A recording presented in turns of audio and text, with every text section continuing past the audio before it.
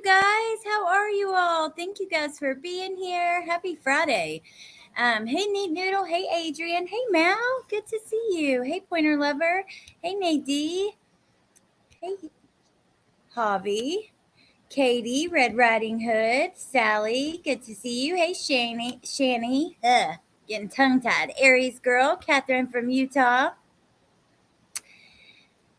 Let's see. Cool Gamer. B Crumbs, I have missed you so. I was thinking about you today. I was just I guess wrapped up in my own stuff, everything happening here. And with the funeral and everything. And now that it's slowed down, I was like, wait a minute, where are you? Hey, Brandy. Combat Vet, good to see you. Hey, Katrina. Been sick. Oh, no. I'm sorry to hear that. Listening and running my FedEx route. I hear you, Combat Vet. Well, today's going to be pretty interesting. Hey, Mary Jane Doe. Katrina. I think I said hi to you already, but I start to double up once we get back so far. Okay, so I got to be honest with you guys. I am just so knee deep in this Leticia stuff. I'm having a really hard time getting out of it and into other cases. I've seen some really interesting stuff with Delphi. I want to talk about Summer Wells. I wanted to talk about Idaho. But it's like I start and then I can't help it. I'm so focused on the other stuff. But today there was a pretty big filing done by Chad Daybell and his attorneys. And I thought, let's just get on here, hang out, go through some of the things happening with Chad, with Brian Koberger, with other people we don't talk about, and just kind of have a laid back discussion.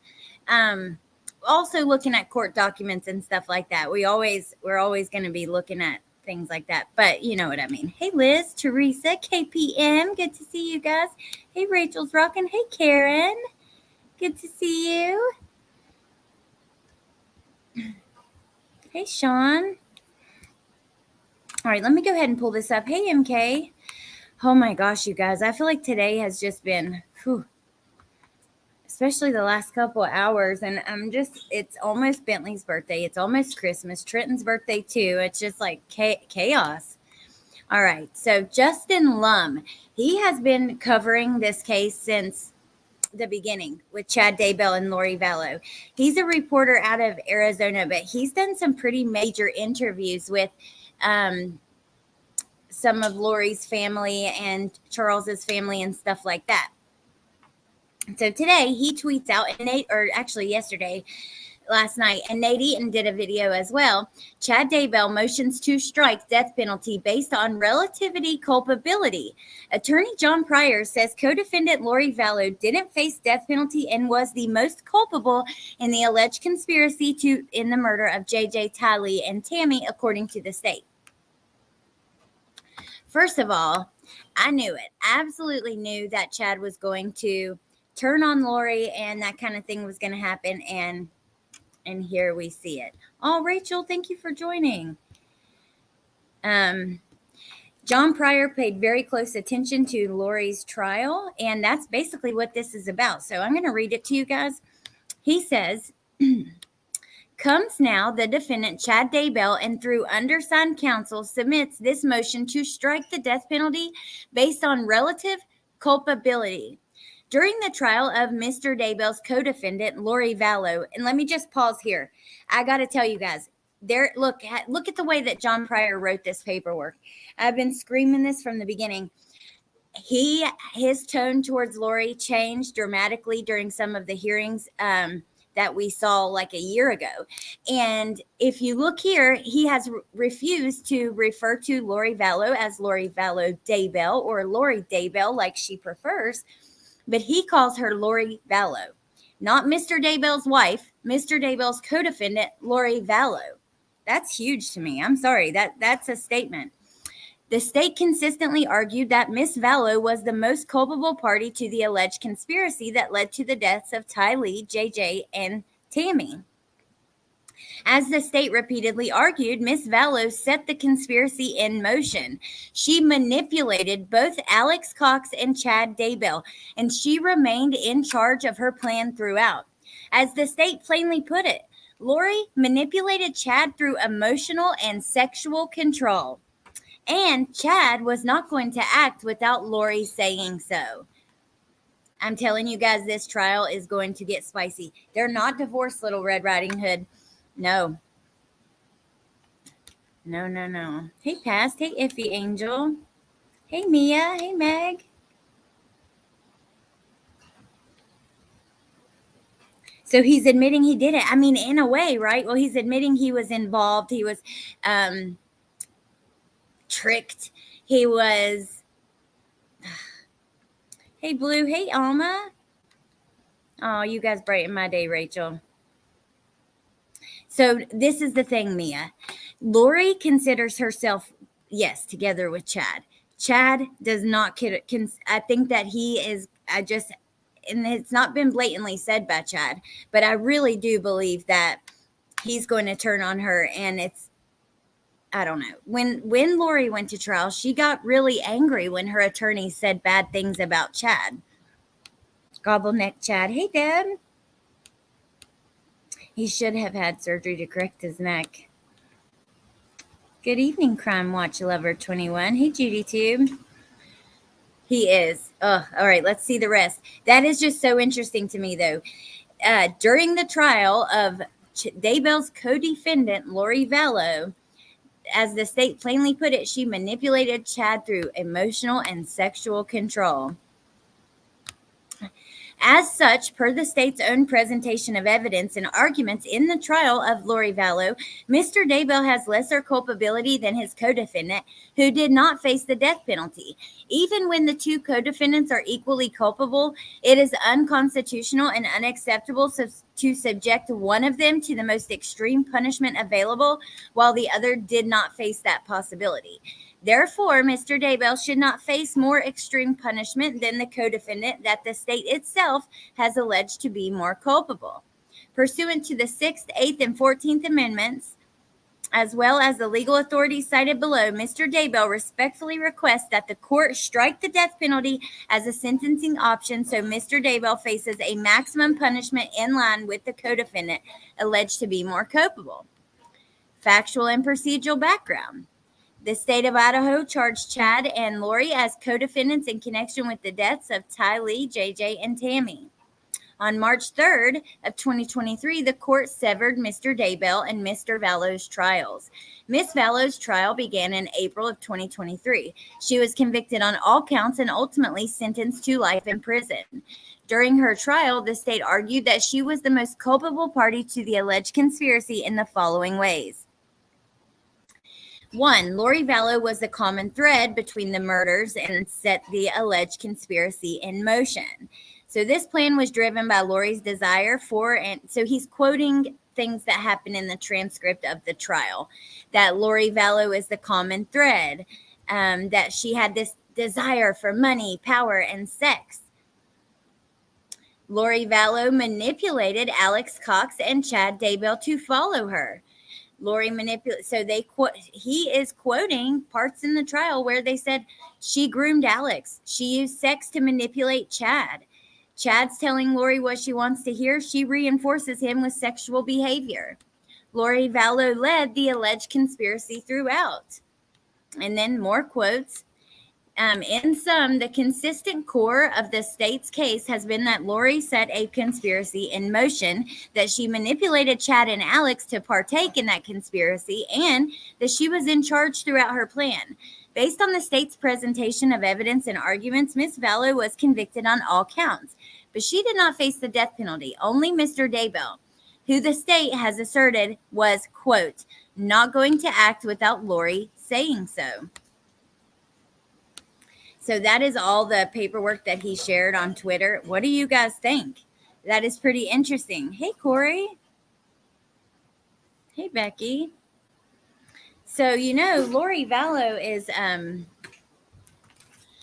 let me go get my phone for a second because I want to check that Getting Out app. By the way, Adam Montgomery is on there. And Chad Daybell was on there too. I just want to see if there's anything. Sorry, but Chad's, I think with my, ick defense will not cut it. Elizabeth, I'm with you. look, I'm sure that they both manipulated each other, and I'm sure that they did use sex and all the things like that to do so. But come on now. What was the, do you guys remember? There was a specific reason why the death penalty was taken off the table for Lori, and I cannot remember exactly what that was. But there was a reason for it. She initially did have the death penalty on the table.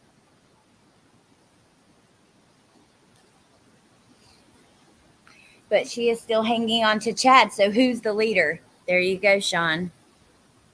It's a really interesting dynamic. Who was manipulating who? Hey, hippie chick. Hey, NTs. Johnny, pursuing. Good to see you guys. Hey, shit shaker.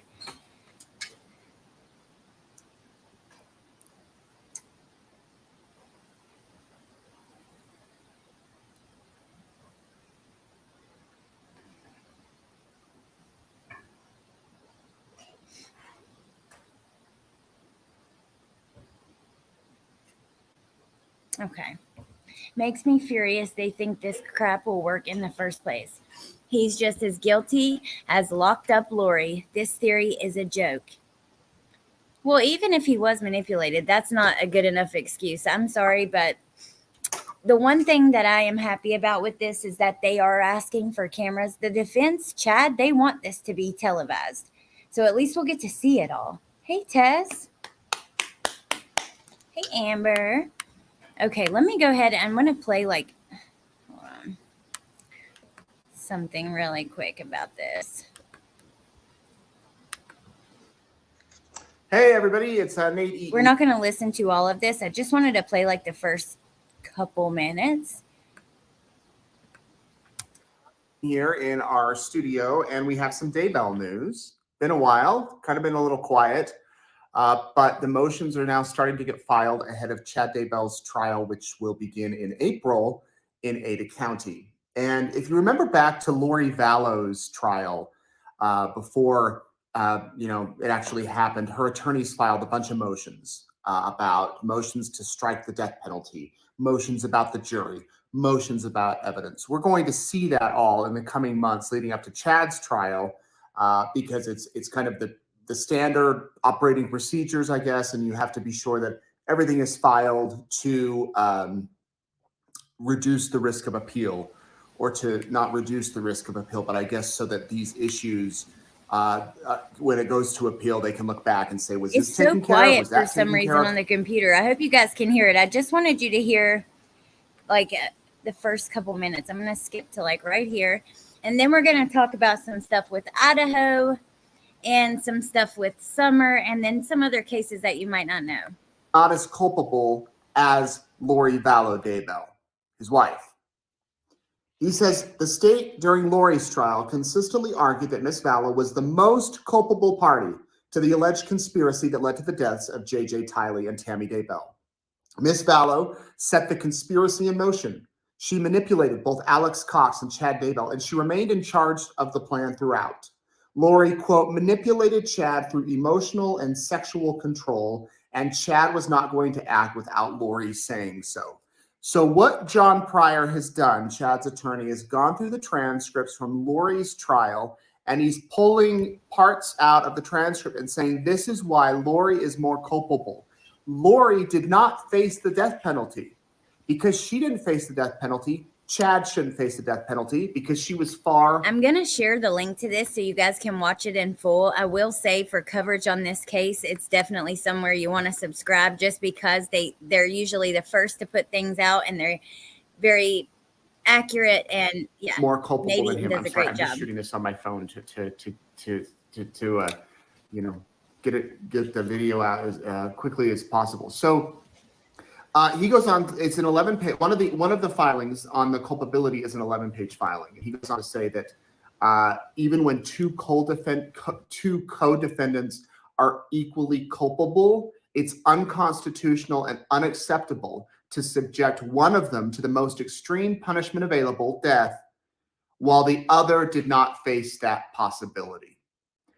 Now, if you remember, Lori Vallow did face the death penalty up until a few weeks before her trial. She did not waive her right to a speedy trial. So the judge, that trial had to happen. She was not waiving her right. Well, then the extra evidence came out, the additional evidence came out that the defense argued they didn't have enough time to go through it all. The mitigation expert, the one whose job is to work This with is why she didn't have the death penalty. Lori and research her background and basically argue about why she should not get the death penalty. She said that she would not have enough time to get that mitigation stuff put together. So because of that, the judge said, well, unless Lori waives her trial, we'll have to take the death penalty off the table because we don't have enough time to go through all of this. And that's what happened. Chad, on the other hand, has waived his right to a speedy trial, and his attorney has had since May of 2021, when Chad was indicted, to get this thing ready. So by the time it goes to trial, it will have been almost 3 years since the indictment.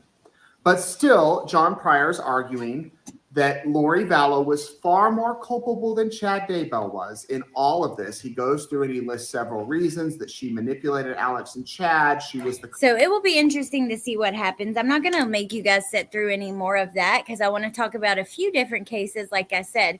And we'll go to Idaho next because I assume that that's probably one that many of you guys in here know. So I was going to do an entire stream on Idaho, but I had changed my mind about that. But I've grabbed a few things that I wanted to talk about because something that really interests me that I'm seeing a lot of, these are just random people. Most of these tweets I'm going to show you.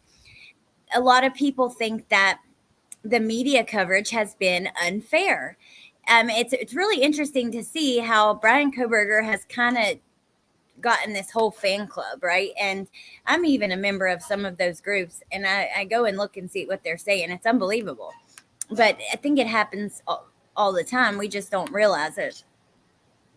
So this is about the recent genetic genealogy. And also in the live, I was going to talk about some of that, but let me go ahead and move here. Okay, so here's one of them. This person says, injustice in Idaho, an innocent man, suspicious law enforcement agencies, an unreliable judge, and a defense attorney who may or may not be trustworthy. Really? So now so this is the thing. Confirmation bias. People have already made up their minds, and it doesn't matter what you do, what comes out, they're going to explain it away. But they say an innocent man waits for the evidence that says he's guilty. While he waits, the FBI makes evidence in a home deemed hazardous and was scheduled for demo. A defense attorney who is playing on both sides, and a judge who is too scared to make decisions in a timely manner. But it's not just this person. It's so many accounts. Here's another one. You're kidding me, right? The man didn't even go to trial yet, but you already hanged him without knowing the actual facts. Who's the real boogeyman here? And you'll see there's a new Court TV special about Idaho coming out. And all it says is, new Court TV special profiling accused killer, the case against Bryan. It's literally not even saying that he's guilty. Whoa. It's just saying the case against him. Let me go back to that. I'm sorry.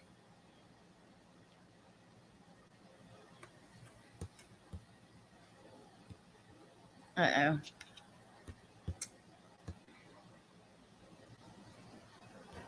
Now, it's also brought up some other things, which is the fact that, for his pretrial hearings, he's been able to wear street clothes and that kind of thing. And one of the victim's parents have spoken out about that. And I grabbed that as well for us to talk about, but let me keep flipping through these. I want to do a poll. If you guys think that the media has been unfair with Kohberger, because I just don't see it. I see a lot of more people who seem to be standing up for him than I would have thought. These are just tweets from the genetic genealogy hearing. Brian Enton went there, but most of the people were on Zoom.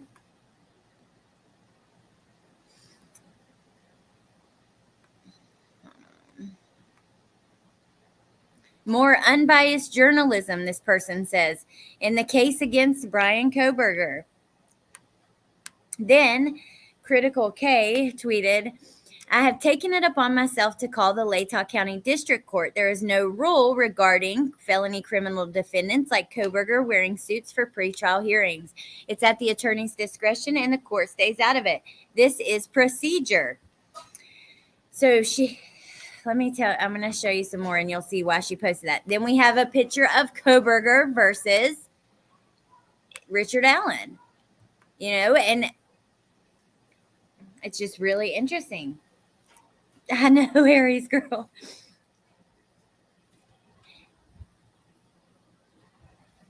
It's nice to see people making sure there's no injustice, but this too much. I know, Bendy. Hey, Dom. Hey, Bendy, by the way. Punksy. Tess, I legitimately cannot believe it's been a year and a few days. I know. 3 more days and it's been a year. That is pretty crazy. Koberger Island is another Watts Island, 100%. 100%. I'm worried about Woofy. Oh, Johnny, you're so sweet. Woofy, I don't know if she's in. Sometimes she lurks. If you're here, Woofy, you should let us know. But she might not be here. She's okay. She's just taking a break. YouTube is crazy. The people on here are crazy. I swear to you. I mean,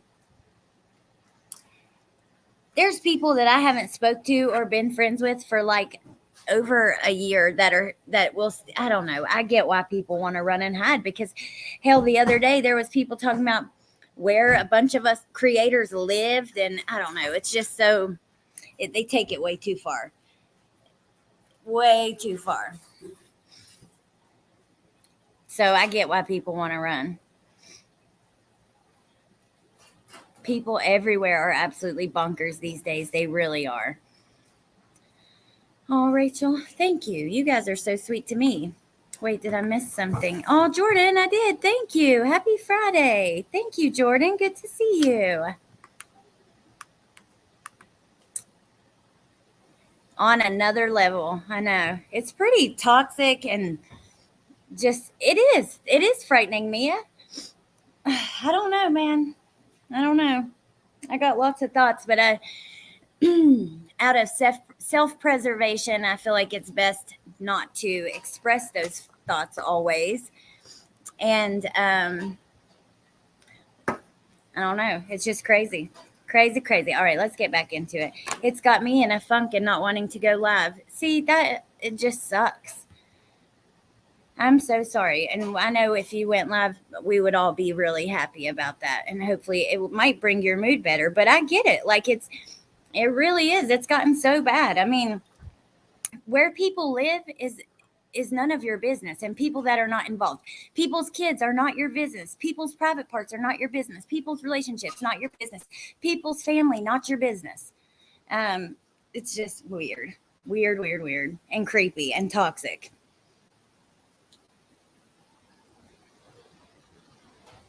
Hey, Mars. Well, you know what? It really has me thinking about just in general. I don't know. I've just been thinking about social media in general, what it does to our mental health. And it's one thing when we come on and we're talking about cases and stuff, but it's another thing when there are, unfortunately,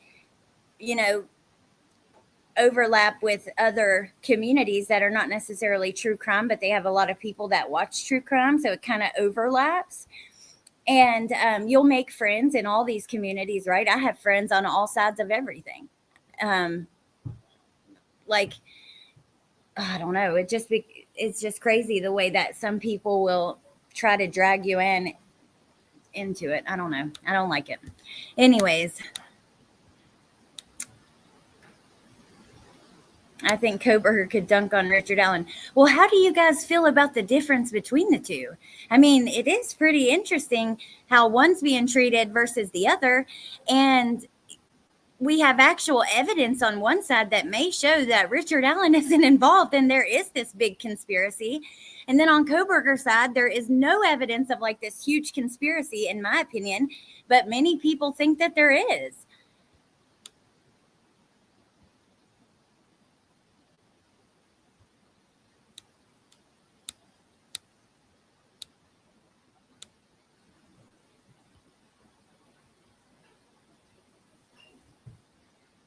It makes my day brighter. Me too, Blue. That's pretty crazy to think about. All right, let's go. Let me see what other pictures I grabbed. Amber's going back into Watts Island tonight. I cannot wait. That's really exciting. Okay, so this is why they're talking about Koberger in his suit and the comparisons with Richard Allen and that kind of thing. I will just watch the video instead of me playing the article.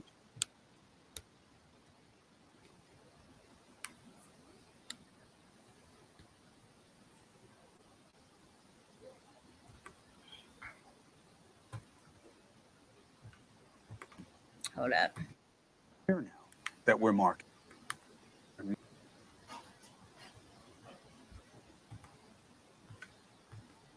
Not being able to process the loss of your child because it's hooked up in this criminal process and it's all about the guy who did it and he's getting the attention, his pictures all over the place.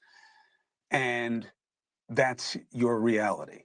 That is the reality for the families of those 4 University of Idaho students. It's a year now that we're marking when they were murdered.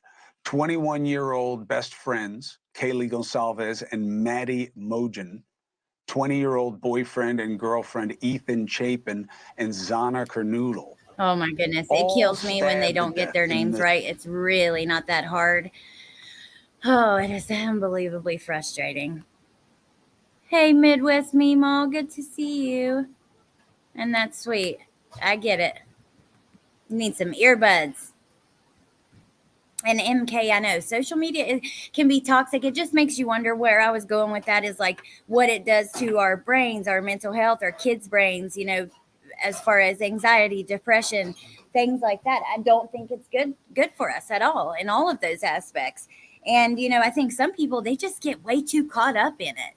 Like, now, some of the things that have happened on here are just downright disgusting, and I get why people call it out and cruel and vicious. But some people are just spending way too much time just doing that, and the toxicity grows and grows and grows, and it will leak into your life and affect you in ways that you don't want. Okay, now I'll stop. It's like notoriously grisly scene inside the girl's home, early morning hours, November 13. A month later, in some amazing investigating, 28-year-old Washington State University criminology teaching assistant Brian Koberger arrested. The trial set to begin next year.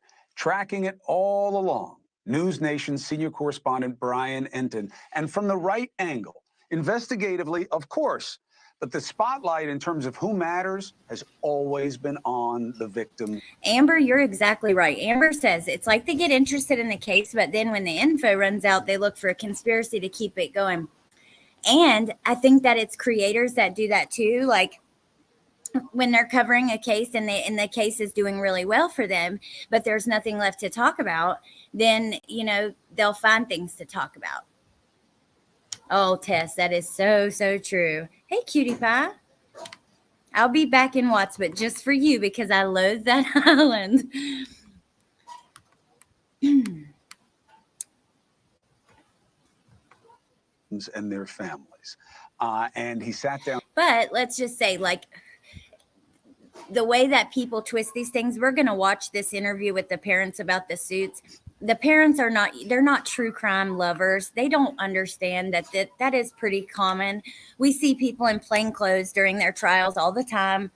But the thing that bothers me is not the parents, because they are not in this world like we are. It's the people that are in this world hear those kinds of things, and then just like there we go, more toxicity from social media. It's unbelievable the way that social media could really help a case, but damn it if it can't hurt it. It can cause some damage too. Look at Summer Wells.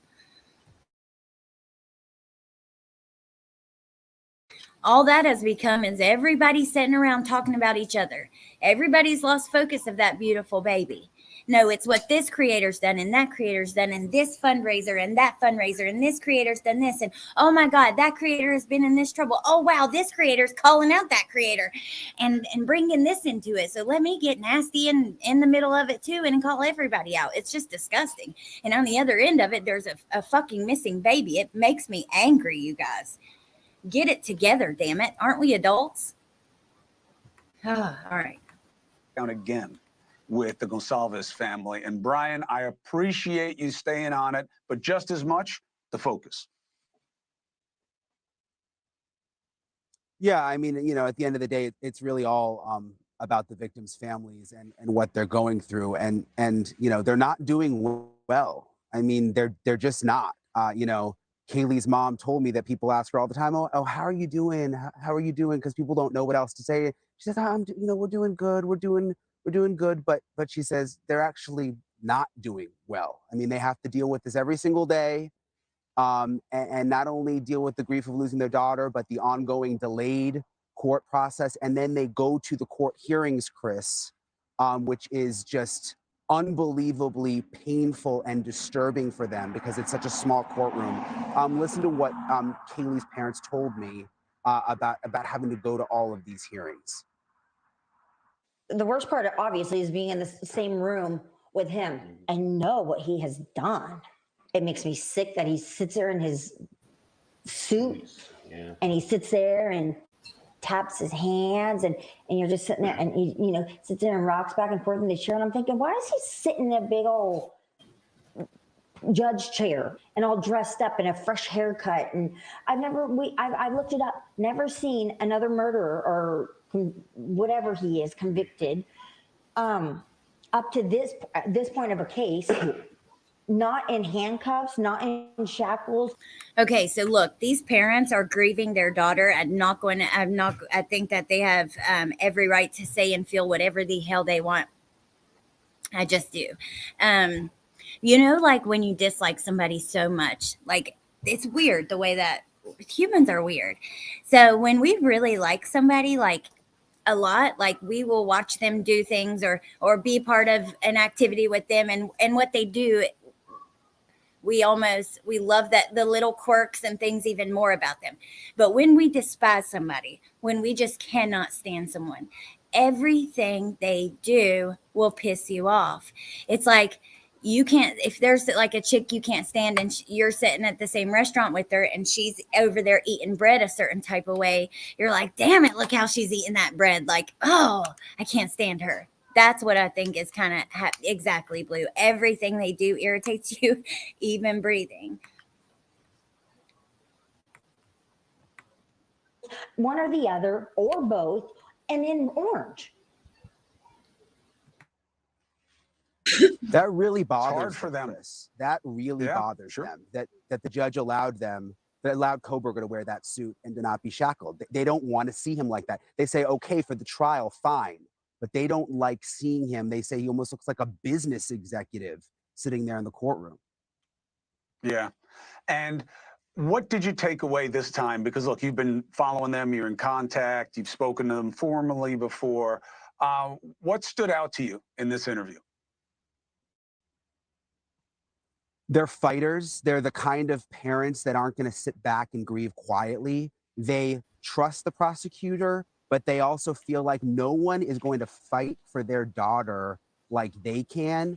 And they fought to keep that house not torn down. You remember that, Chris? They wanted to tear the house. So that's another thing kind of happening right now. The house was going to be torn down, then it wasn't. Well, now, since the trial has been put off, the FBI was in there doing, they're going to do like a 3D model of it, which is great. I don't see the problem with that. People turn everything into something with this. Jen, agree. 100% get why they feel like they do. My heart goes out to them. Well, see, there's another situation happening with the family. And I was going to talk about it, then I wasn't. Then I was, then I wasn't. Then I was, and then I talked to Melissa, who was going to talk about it. Then she wasn't because, it is a personal family thing. But I will say this. So there has been recently a sister of Kaylee, one of Steve's kids from a previous relationship, has came out and used her voice to speak her thoughts on the case, and it's caused a lot of trouble and stuff like that. But the problem is it's really an issue within their family that probably should stay within their family, right? It doesn't involve us. But on the other hand, I see, you know, this young girl, she sees everybody and their mama talking about this case. I don't care who you are. Everybody who's had people that don't even talk about true crime have made videos on this. It's a very trending topic right now. So how can you tell her not to speak out about it? I don't think that's fair either. So I just think that we have to learn our place. And even though with social media and things like that, we can get very up close and personal and get right in the middle of shit if we want to. But I just don't know that this is something that we need to be in the middle of, right? Because her claims about her dad and their relationship, and it's just stuff that honestly is pretty irrelevant to the case and for us digging into it. And yeah, so I feel like they should really back off of media and until I completely understand as a parent, but they might hurt the case. And Angela, there's a lot of people who feel that way too. That think that they might hurt the case, and they've always been very vocal. It's just their personality type and they're grieving. And I think that instead of like what you'll see often is people will build these conspiracies around these kind of things when we really just need to not look too much into it. Right now, I don't know what was said, but it's a fine line between coverage and exploitation. And Jen, ain't that the truth? And I get really frustrated because I feel like I see it crossed all the time. And sometimes I feel like I don't even know where it is. Melissa and I were talking about that today. It's like you get so deep into these cases and you almost kind of forget where that line is. What do you mean, Rachel? You can message me. If you look on my email is on the screen on the bottom and my Facebook account. You guys are welcome to message me anytime. Hey, Stephanie. Every family has shit. We are flawed. We are human and we fight with people we love. It stinks when it becomes part of the story. I agree. And it really is not related at all.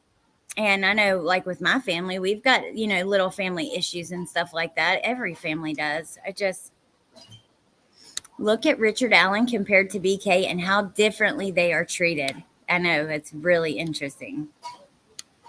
I know, Angela, I can see that. I think that's pretty logical. Sadly, with the way media is, you open yourself up to criticism and people are brutal. That is so true. And this is just the thing with any social media, YouTube, the news, Facebook, Instagram, TikTok. Once you put it out there, it's out there. So Patricia, she's basically just talking about, well, remember, she had spoken out in the beginning. And then the family came out and said, you did, you know, Kaylee's sister came out and Olivia and, you know, kind of, I guess, like try to put her in her place that she didn't even really know Kaylee. And she was just trying to get attention and this and that. Now, and I haven't watched them all, but she's just commenting on that and how her relationship with her dad over the years has affected her and her addictions and just different things like that. It's very personal, like deep stuff. And like I said, I was going to pull the videos up and show you guys. I just think having a conversation about it is probably good because we need to talk about these things because sometimes the line does get blurred, you know. With the floors and walls torn out of the house, what value will the house have with the jurors? Well, Riddler, here's the thing. If they do this 3D model, it won't matter, you know. But Helen has rune powers. Well, it's kind of, and we can transition to talk about Summer for a minute, and we can come back to this. So recently, let me see if I can just pull up some community posts for you guys, because like I have been so damn deep into Leticia world, I don't always know exactly what is going on. So the other night there was a channel. If you followed the Summer Wells case, you know that in the beginning there was a retired detective on YouTube, Chris McDonough, who did many interviews with the family and friends of Summer.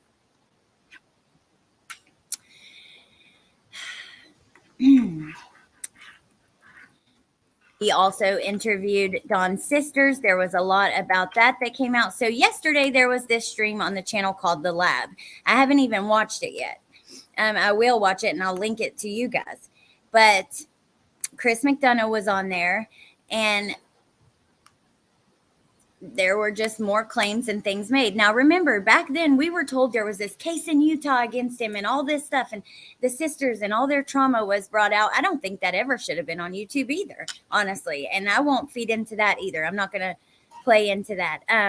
Oh, thank you, Teresa. That's sweet. Thank you. But here's the live for this. I did see other creators kind of commenting on this live and saying that, you know, they need to show proof for their claims, and they talk about the damage that Chris McDonough has done to the case, which I don't know how you guys feel about it. I'd be curious to know. We're going to do some polls. Let me get some, hold on just a second. I think it was Tiffany Marie these are just all creators who have been covering Summer Wells like in depth. So I saw this community post.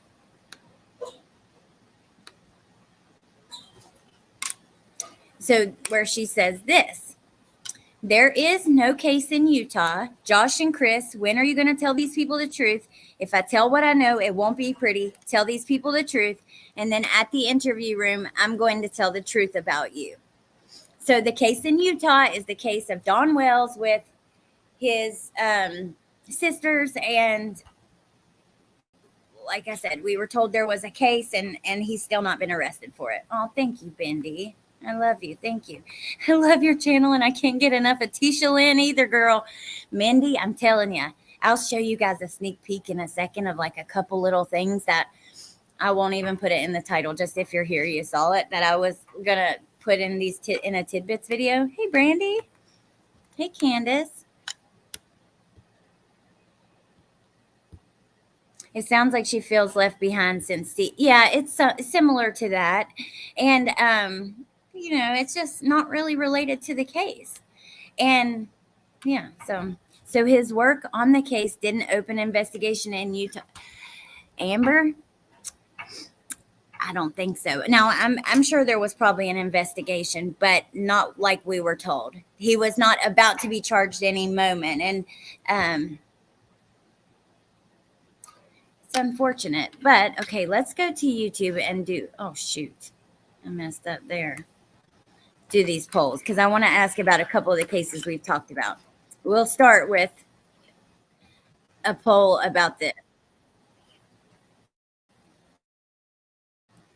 I want to ask, do you guys think Chris McDonough has helped or hurt? Well, we'll just say retired law enforcement because it wasn't just him, but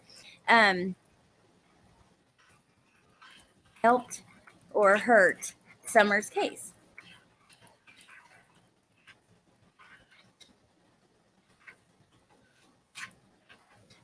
I mean, she's still missing.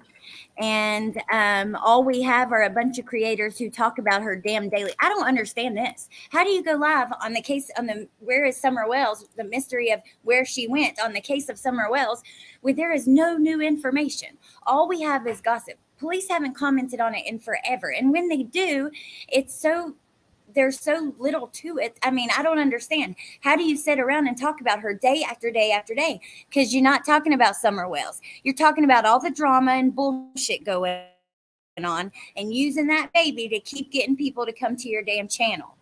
Because God forbid you cover something else that doesn't get as much attention. So has this helped or hurt in the case? And then we're going to do a poll on something else. Oh, Katrina, thank you. Thank you for the super sticker. That was really sweet. Thank you. I have to abstain from voting because CM has a piece of info related to another case that I need to ask him. Hey, CM, call me. I love you, Jen. I guess I've not stumbled across these channels. Brandy, yeah, there are a few channels that cover just Summer like every day. Oh, Tony, and I got your guys' back too. She is just a YouTuber who has covered Summer a lot. And I'll be honest, I think that she has, I don't know her personally. I have no issue with her, like or dislike, but I will say this. She did her and a couple other creators did this like billboard thing where Summer Wells was on billboards all over the country. So they have actually, tried to, because that's another thing with this case. There's been fundraisers for billboards that never appeared. There's all kinds of stuff. I don't know. I try to stay out of a lot of that, and just Jordan says I love Chris. So do you think that his coverage has helped the case or hurt it? Has it kept it in the public's attention and helped, or has it done damage? See, my only issue with that creator comes back. I'm going to share a video with you guys that I did a while back. And it comes from sometimes, like, look, we are true crime creators, but we're human. We can get things wrong all the time. And I've seen it happen. When some of these larger creators get things wrong, there's proof they got it wrong. You put it in their face, you show them, and they refuse to let the masses know that they were wrong. And all you are is this little voice. There's one in this video, a big creator that I used to love. Many of you guys probably love, who got something wrong in a case. And I emailed her with all the screenshots and the proof. And she never fixed it. It's like, you know what? Who am I? I'm not going to get anybody's attention. Like, I'm just one little person. So she can ignore it. And then the 100,000 other people that watch won't know any different, that kind of thing. So that's the only problem I have with him, was like with the Gabby Petito. That's when I started being like, I don't know about this, because in Gabby's case, there were claims that this account was definitely Brian and all this, and it wasn't. It just wasn't. So let me find that video. It's coming. It's called When Big Creators Refuse to Correct Their Information. I'm going to share it in the chat, and you guys should save it so you can watch it when we get off here.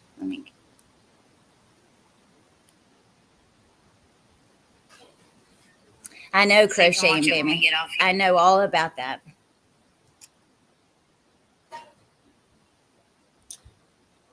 Yes, Jordan.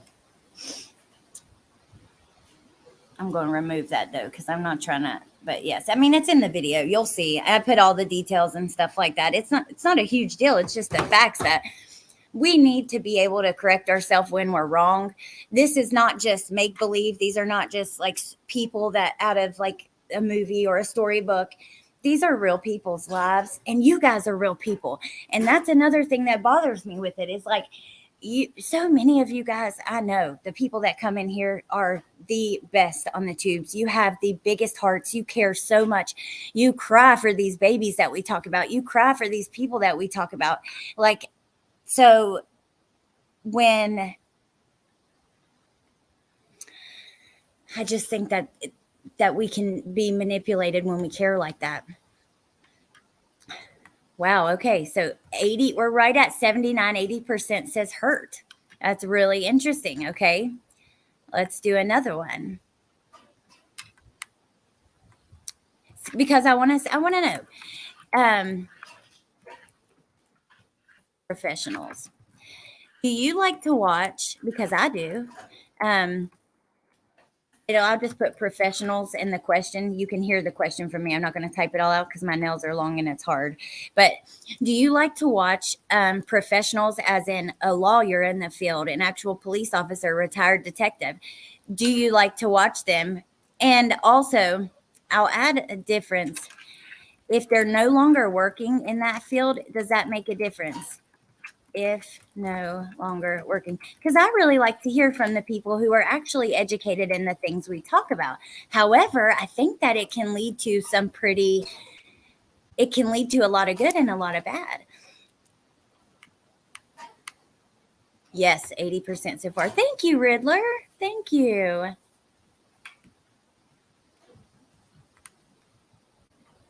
What'd you mention, Erica? Let me see.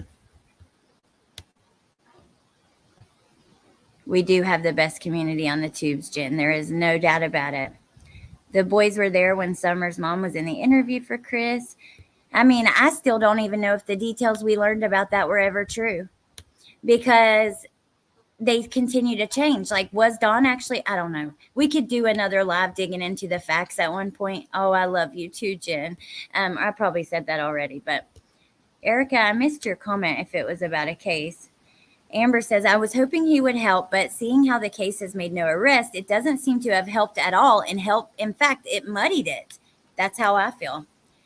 That's exactly how. Okay, here's another example of that with the same creators, and I can't, or one of them, Suzanne Morphew.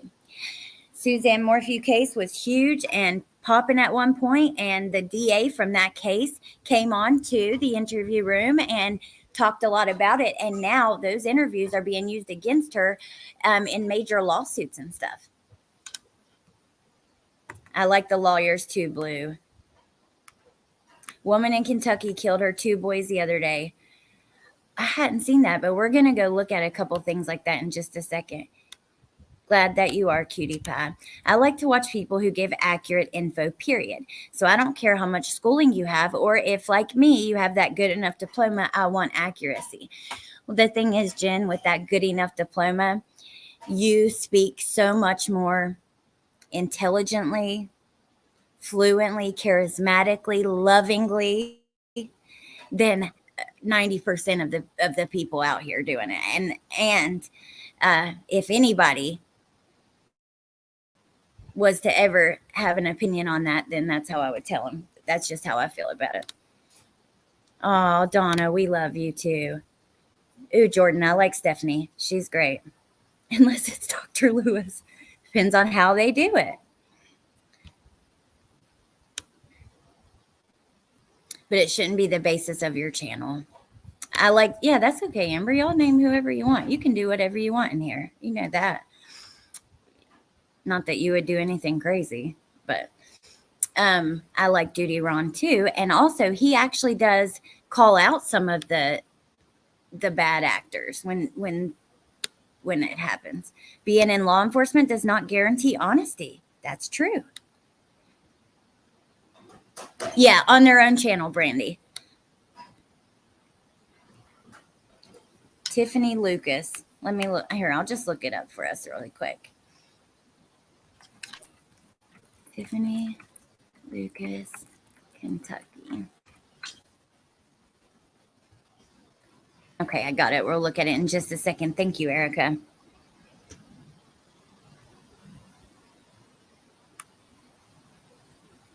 It's true, Jen. It is so true. You are one of the most incredible friends I've made on here, and I'm blessed to know you.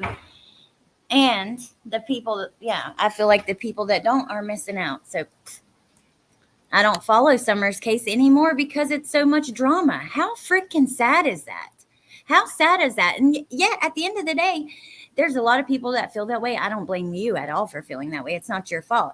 At the end of the day, though, there's a little baby out there that's still damn missing. And everybody wants, I don't get it. It's frustrating. So bad, the one in Kentucky.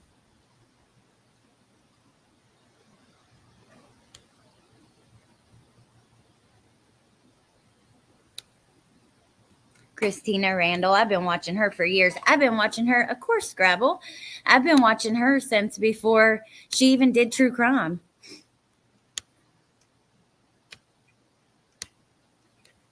This has been a fun live, though. Like, just, it is a great description of her.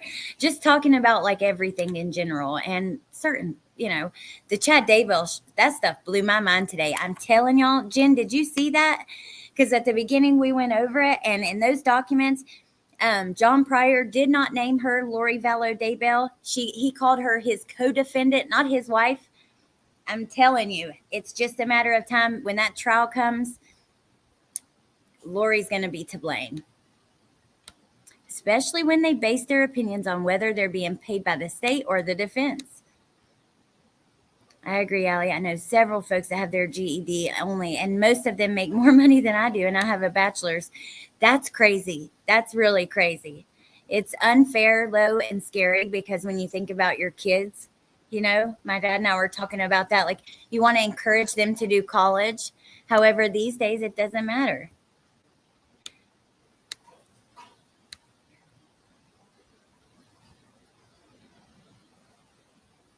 That's true, Adrian. I agree. Me too, Stephanie. No, tell me. Oh my gosh. Okay. Let me just grab it really fast and then we'll get into a couple other things. I just want to show you if you came in late, because I have the documents and I'll just pull them up really quickly.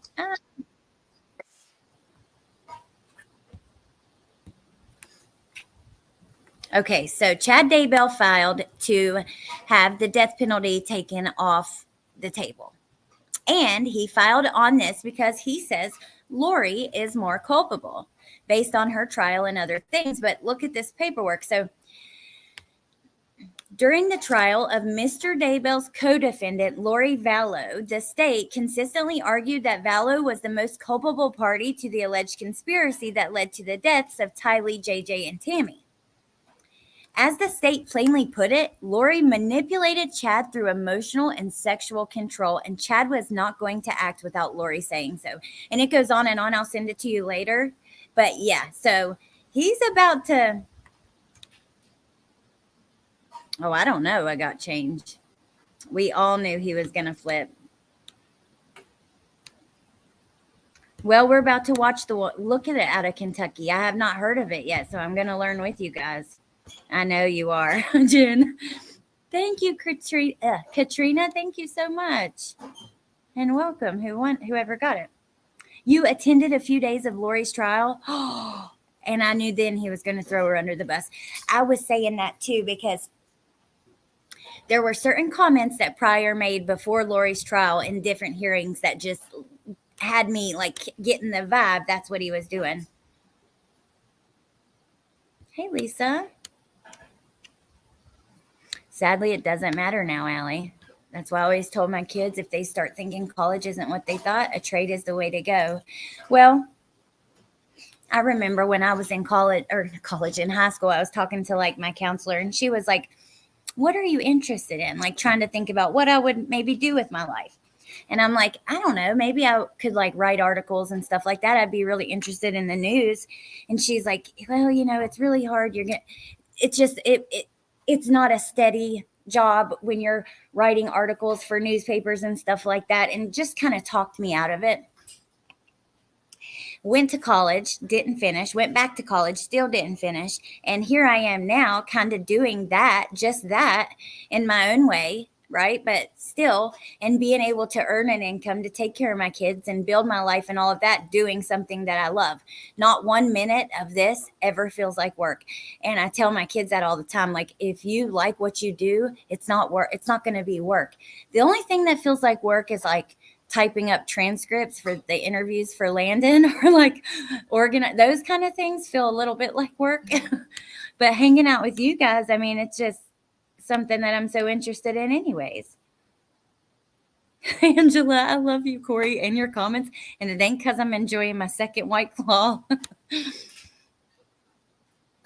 We should, Jen. Let's do it. I'd be down and we can go grab the clips of things that were said in the past. You would be a really good lawyer. Okay, so let's go ahead and switch for a minute to this case out of Kentucky. While we do that, though, let me do one more poll about Brian Kohberger. I want to know, has the media been unfair to Brian?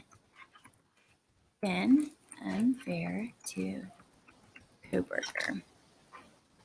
Okay.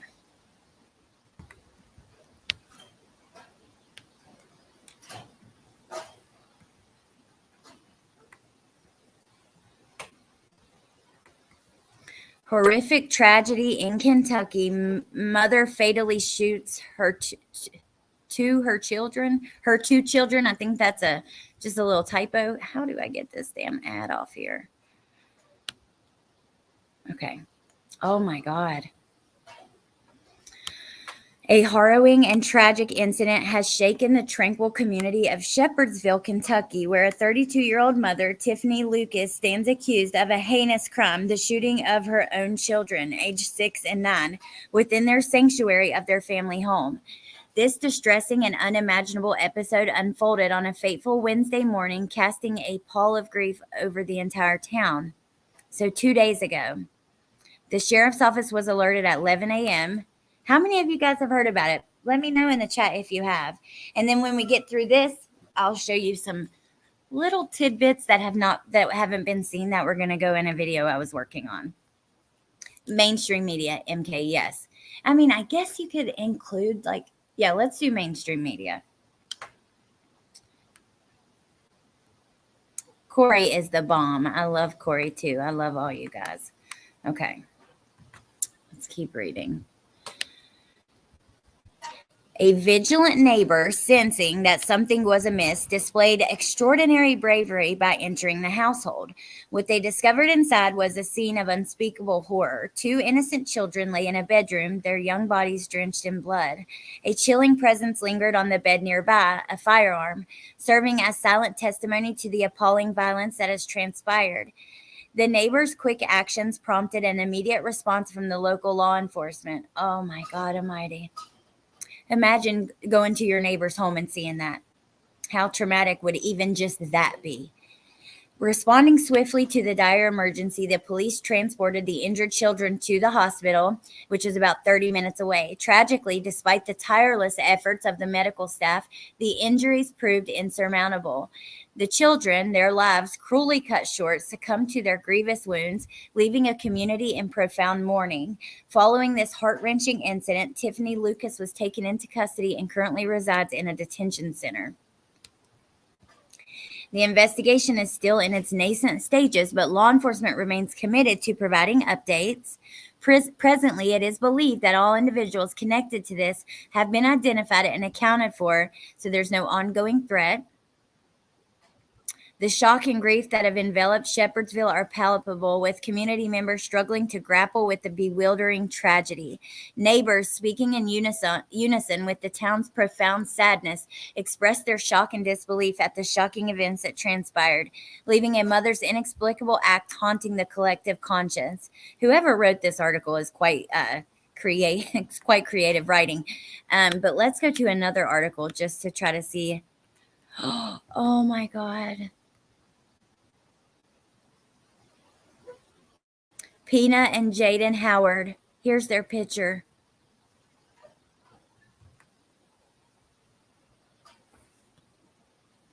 Hold on a minute.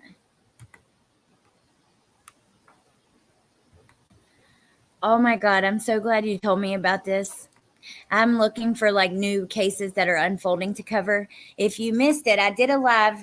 Most of you probably did miss it, about this young lady named Gabriella Dixon. She's 18 years old. She has 2 kids. She's currently missing. Her baby claims that he last saw mommy in blood. The other child says they last saw mommy asleep.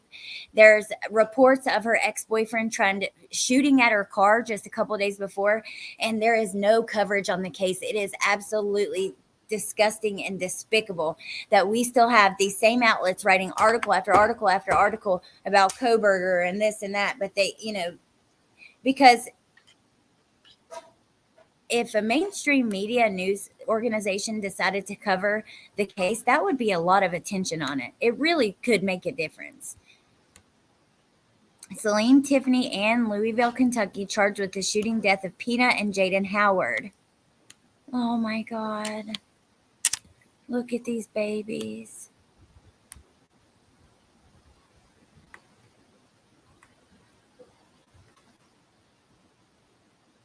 Drugs and prostitution. Erica, go to WDRB. It's our local station. Okay.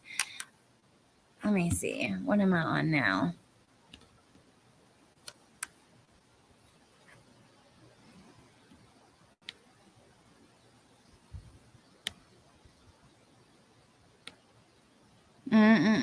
Wait, what was it again? WD.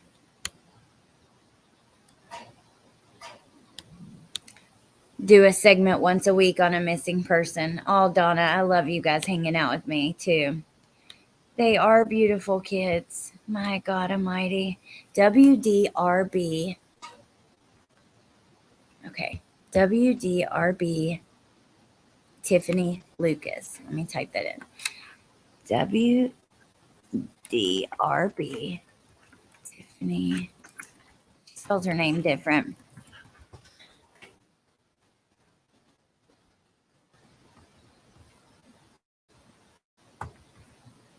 I got tabs popping up everywhere.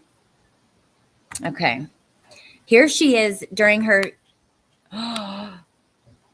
Court, oh my God, from jail via video conference. Look at her. What are you angry about? What the hell are you angry about sitting there with your arms crossed and that stank ass look on your face? What the hell? Oh, Lord have mercy. Help me.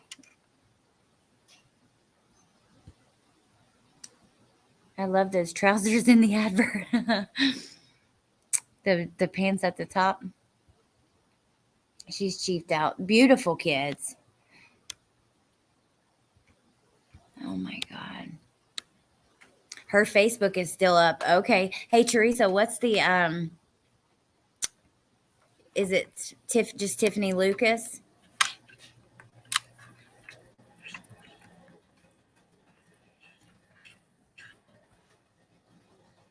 Okay, let me just keep going. I put it in Facebook so I can try to find it after the live, but I want to show you guys these Leticia things too. So let's look at this article. Or is this not even? Urgh.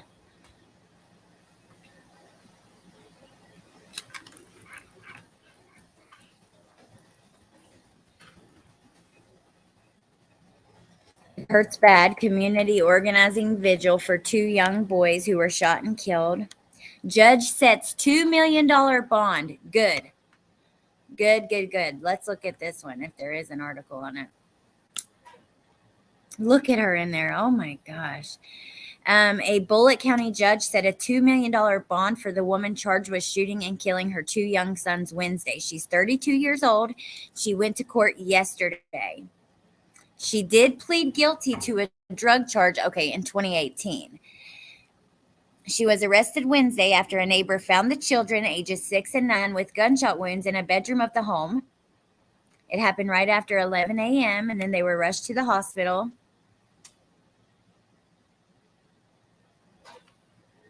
Unbelievable. Well, I'm going to follow this, you guys. I will keep you posted and let you know. Thank you so much for letting me know about it. And then let's go over here to Facebook, and I'll show you some things on Leticia. I also was going to do some crime online, but I don't know if we'll have time. But I thank you guys for being here. I really enjoyed just the laid back hanging out, jumping from topic to topic. There's so much going on, and my head is so far into the Leticia stuff, it's really hard to get out. So, hey, Jesse. Celine, Tiffany, Ann. Okay. Did she say why she did it? Drugs? I'd be interested to know, too. She kind of looks like, I don't know. I won't make any judgments yet. Let me stop.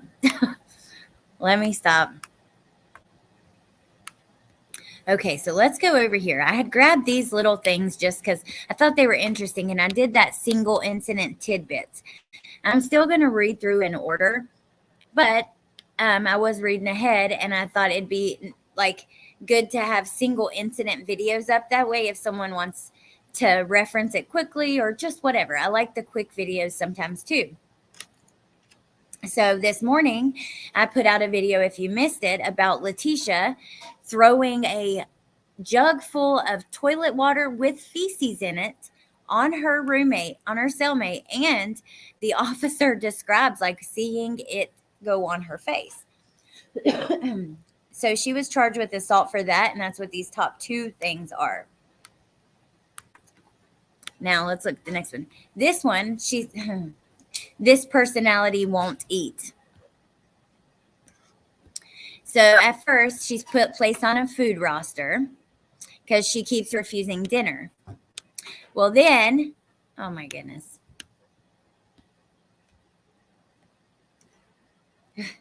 She says, okay, this is written by Deputy Palooza, and she says at 6:21, I was briefed that inmate Stauch was on a food roster for missing 3 consecutive meals.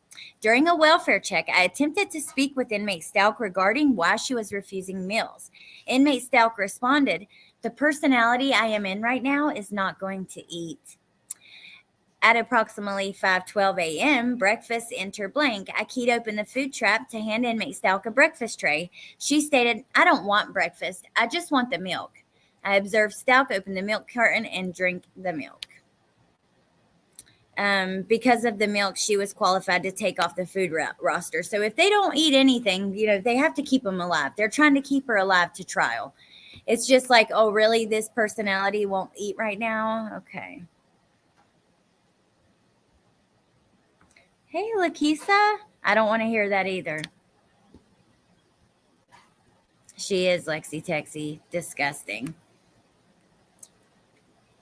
All right, let's keep going because there was a couple more. Oh, this one, I just clipped this part of it. So this was a report on the entire ward, and the only thing that referenced Leticia was just this specific part. But it says, at approximately 11:15, I observed inmate Stauch singing and dancing within her cell. Inmate Stauch abruptly yelled, "I'm manic as hell." I did not reply and continued my welfare check of the ward. While continuing my next welfare check, inmate Stauch stopped me at her cell door and stated she had been manic for 4 days now. She continued by stating she does not get the medication she needs for bipolar and is often manic for a week before she quote unquote crashes. Stauch appeared short-tempered and would often make remarks about the behaved inmates in the ward being punished for other inmates' actions.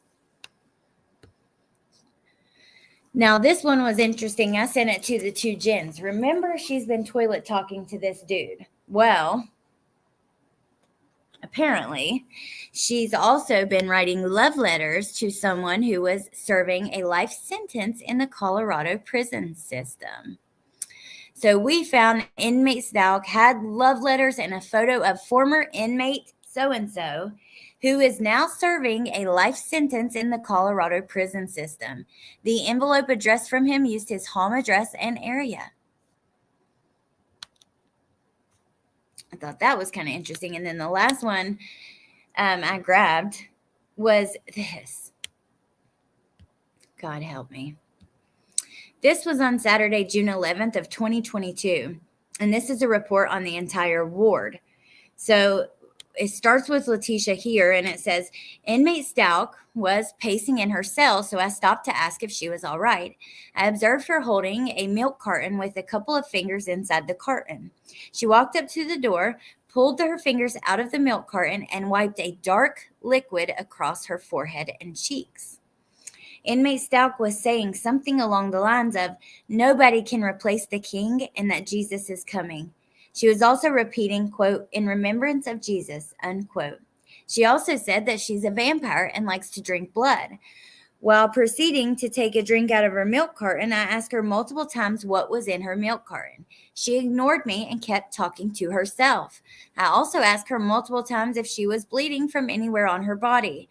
She continued to ignore everything I said to her. I did not notice any visible blood coming from anywhere on her body. A couple wellness checks later, I noticed her pacing and talking to herself. I stopped and addressed her by saying, Stauch, are you okay? Do you need to see mental health? She said, Genevieve does not need help. I said, no. Do you need to speak with mental health? She said, no. Genevieve is in perfect health condition. I continued my wellness check. During lunch, inmate Stauch accepted her lunch bag. She was talking in the third person, referring to herself as Genevieve. She stated she's not eaten since lunch on June 8th and that the jail is trying to poison her. She was also requesting to be weighed. That woman, y'all, she just blows my mind. I hate the time change too, Donna. Yeah, that Genevieve. Remember that. Jordan, listen, y'all. I can't help but think BK is guilty. I'm with you. I think he is too. I'm sorry, but he likes to take long drives at night. Don't give me that bullshit. That is just a big. We have an alibi. And we're going to put it out. We definitely have an alibi. Alibi is, yeah, there is no alibi. He just, because he was alone, because he likes to go out alone driving around at night. Okay. Yeah, it is. She self-reports her mental health systems. Curious Jen was talking about that. Love it. First poop. most manic people don't recognize they're manic. Yeah, she'll say, "Oh, I'm having hallucinations right now." Like, how do you know they're if you know they're hallucinations, are you having hallucinations truly?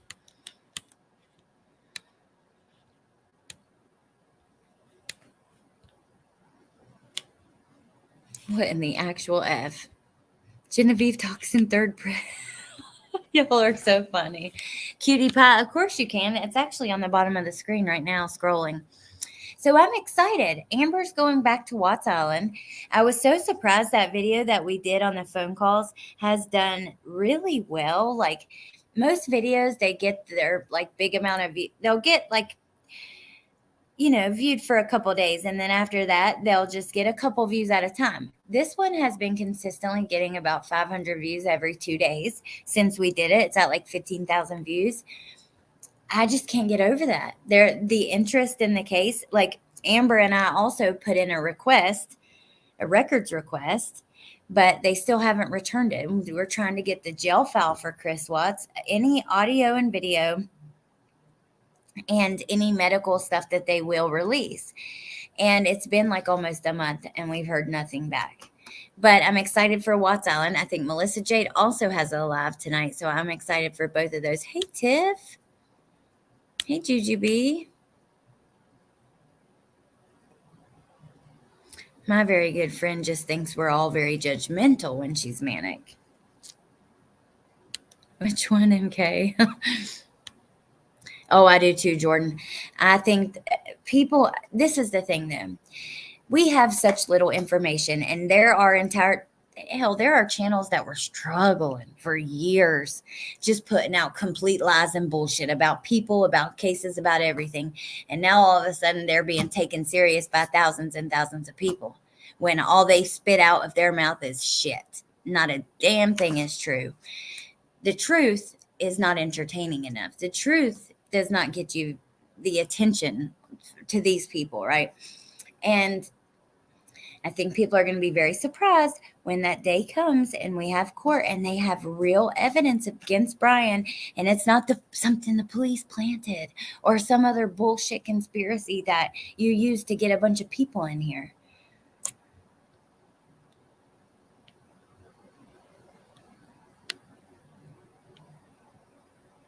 Where is Watts Island going to be? Nightbot just dropped it. Thank you, Pointer Lover. As nutty as it makes, folks, the Watts case is my ultimate case. I think I'm still waiting for something different to happen in there, and I don't think it ever will. In reality, being logical, no one else is going to get charged, but here we go, Tiff. Allie, it's up to the state to prove his alibi is false. If Brian says he went to hell and back, it's the state burden to prove he lied and was at the crime scene. I know, Tiff. I know how you feel, and I love you and respect that. Yeah, Jack D. I seen something just the other day still talking about them. Hell, I seen a creator. This disappointed me so much because I don't watch a lot of these channels that cover Idaho nonstop, but I went and looked at one for a particular reason today. And the title was very salacious. It was very sexual in nature. I can't remember exactly what it was. And then one of the victims was on the cover with not very much clothes on. And it's like, why? Why are you doing this? We don't know shit. We are still waiting. Now, after the trial, like for instance with Leticia, look at all the stuff that has came out. Look, you can go through jail files. You can find out what she was actually doing and saying at that time. We've uncovered 2 confessions that she's apparently given. You can go through the discovery. You can go through all the court photos, the testimony of people, that kind of stuff, sure. But at this point, you're just making up bullshit and spinning it around and making it look pretty because I can't get on with that, you guys. I can't. Prove it, state. I'll wait. Okay, cutie pie. His DNA is definitely there. Oh, Clarity, thank you. I'm so glad too. It was really fun just going through all this different stuff and just hanging out with you guys. Yeah, jackass. That's the truth, Pickle. that even threw me for a loop, and it taught me something for sure. Because when the hoodie guy stuff was going around, before we had like the better versions of the videos and the them walking from the club and all that stuff, and Steve Gonsalves came on and repeated the rumor that he had went to Africa, and we have, you know, people showing his Facebook pictures of him hunting and stuff. I really started to think he was involved, and I learned a lesson there to not blame people like that. And things can look one way on social media and be very different. You can have this idea of someone or something in your mind, and someone else can have the opposite idea. You guys could look at the same picture and it could verify both of you individually that you're right. Do you know what I mean? You can see something and you take it one way and the next person see it and just take it the complete opposite direction. Agree about Watts. I hope that we get the files. We're trying, but it's I asked for an update and they said it's in progress with no estimated arrival.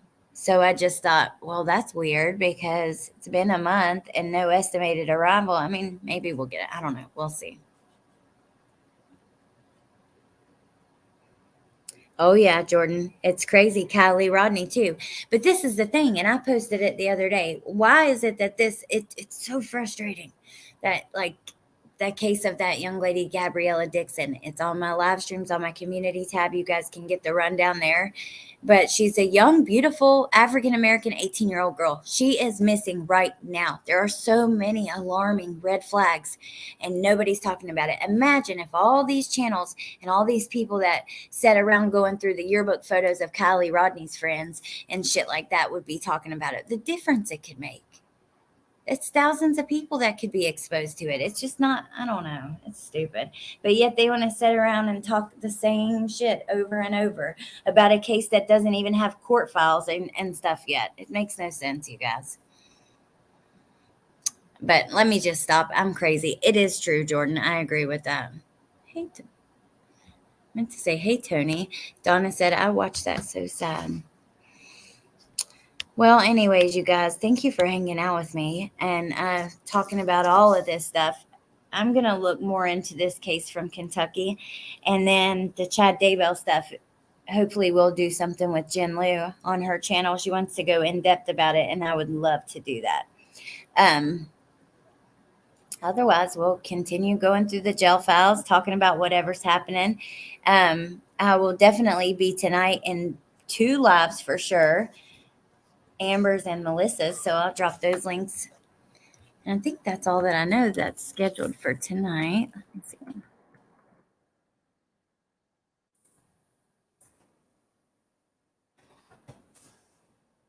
I know, Jordan, it's a time change.